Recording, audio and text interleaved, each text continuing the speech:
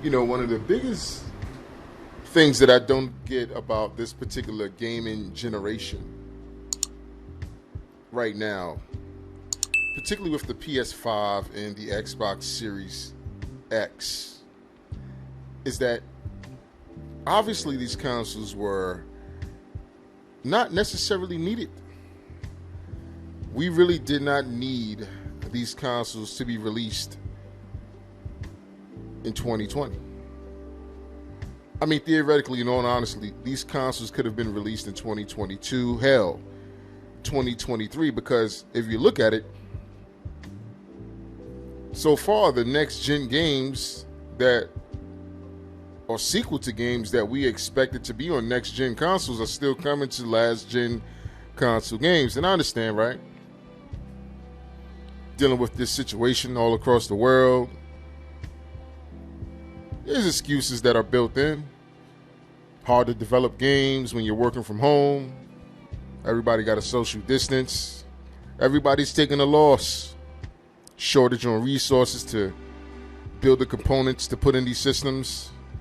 Yet and still, these companies decided to still launch them, knowing damn well that, you know, the games are not going to be readily available. Knowing damn well that there's going to be a built-in excuse to just port over games that theoretically should be only for the next gen consoles. And I get it, especially in Sony's situation, right? You have a hell of a lot more gamers that are still playing on the PS4 console. And we know with the last generation, that console dominated the gaming market.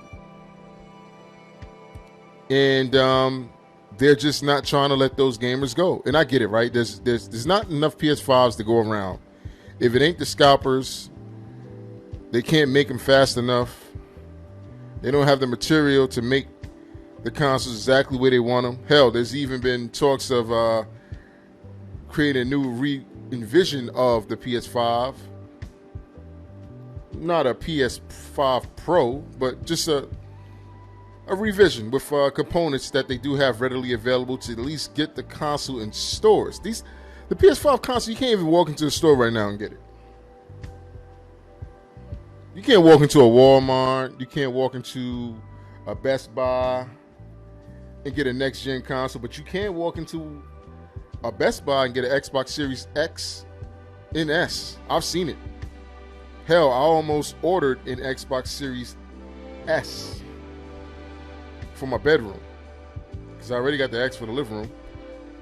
And for whatever reason, the PS5 is just a console that just highly on demand. And now the games that we are looking forward to that are set to come out for it, the first one is Horizon Forbidden West. It's going to be a multi-plat game. You're going to be able to play this game for the PS4 and the PS5, and you cannot sit here and tell me without a doubt that now that this game is going to be for both consoles, last gen and next gen, it is not going to hold back the capability in the developers being able to push that game to its full potential, because now they got to really dumb it down to play on inferior hardware. So we're going to get the baseline experience of Horizon Forbidden West. Now listen, we just saw the recent gameplay reveal of that game, and the game looks beautiful, looks marvelous, right? Not going to front. But I still need to get it in my hand to really see what the benefit would be playing that game on a PS5, other than what, 60 frames per second, 4K native. Okay, that's great. But if the game is just going to look as visually impressive on the PS4 Pro as it will look on the PS4 and the PS5, I don't see what's the point. And it goes the same for Gran Turismo 7, God of War 2.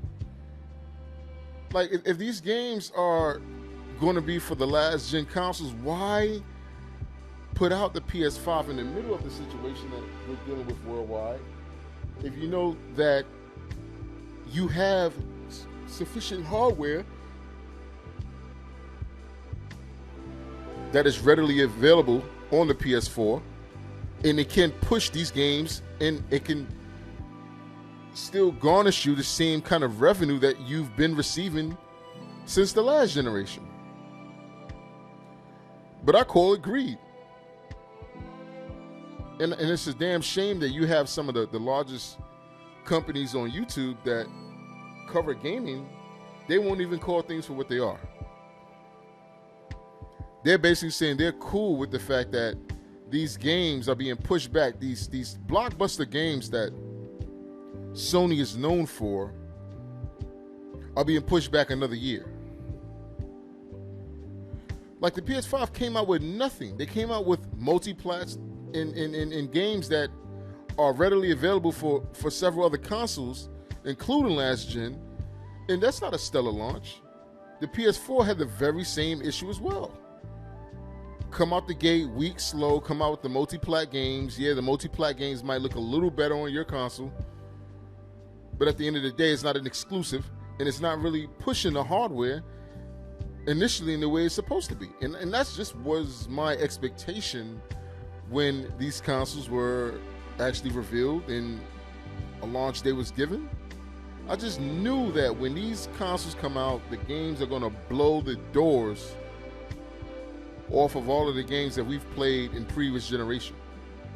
And excuse me if I'm not impressed with no loading times in some games. What's allegedly being said is that Horizon Forbidden West, there's not going to be any loading times in that particular game. Okay, well then you're telling me there's not going to be any loading times in the PS4 version as well. So why do we need a PS5? And then it's like we got to be accepting and grateful that we got these games. No, we don't got to be accepting and grateful of anything.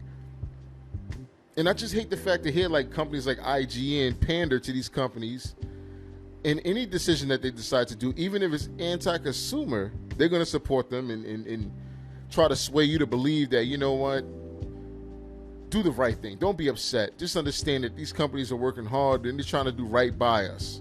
And I don't see where.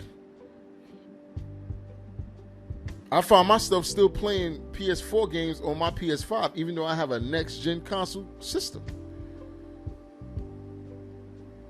Where are the games? And why are we not speaking up and holding these companies beholden to creating games and having a sufficient launch lineup?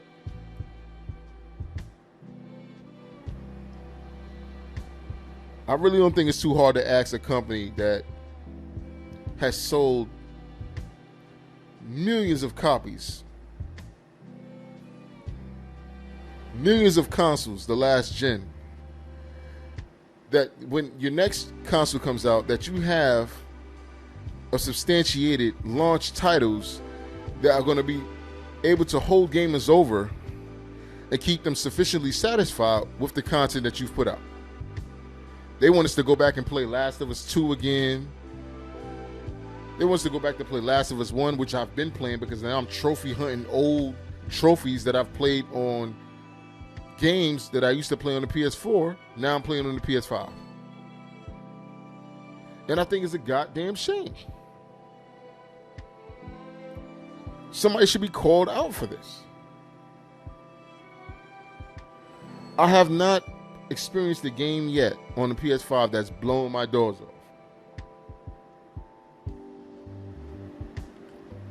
And everybody's talking PC, Sony games are going to PC and talking about it as if it's a great thing. Well, then what's the point of having them exclusively on a PlayStation platform? Why don't you just have Microsoft just purchase Sony as a company, a gaming company, and just do away with the competition? If all of their games, all of their first party games are going to eventually head over to PC. I don't care if they got a partnering deal with any particular developer or director of a game. If it launched on Sony exclusively, then let's call it what it is. It's a Sony game.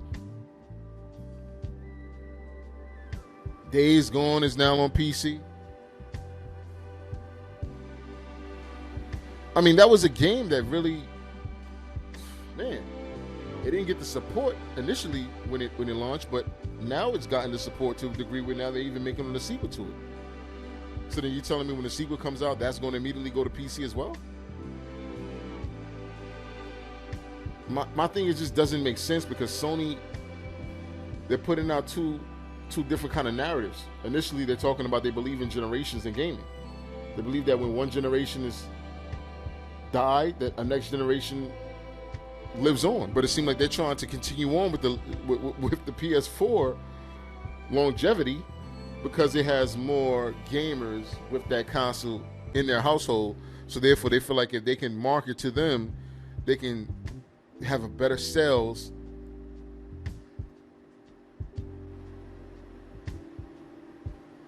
when it comes to the next game that they release.